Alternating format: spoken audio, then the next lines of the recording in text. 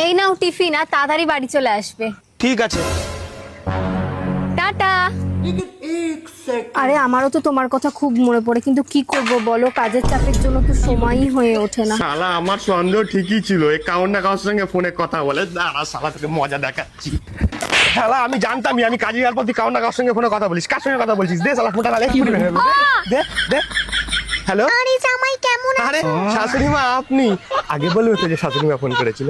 ঘুমটা দাও, ঘুমটা কখন কে চলে আসবে? বৌদি কেমন আছো? কি এটা তোমাকে জিজ্ঞাসা করলো কেন যে তুমি কেমন আছো? আমি কি করে জানবো? তুমি জানবে না তো কে জানবে? হ্যাঁ, কাল থেকে কেনার কাপড় জামা দুটো আসতে হবে না, আমি জল নিয়ে যাবো খুনি। কোথায় যাচ্ছ তুমি?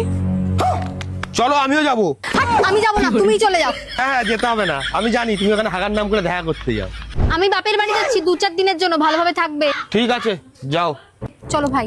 উফ বাবা, এই পাগল লোকটার থেকে কটা দিন দূরে তো থাকতে পারবো। এ নাও দাদা, ব্যাগটা ধরো।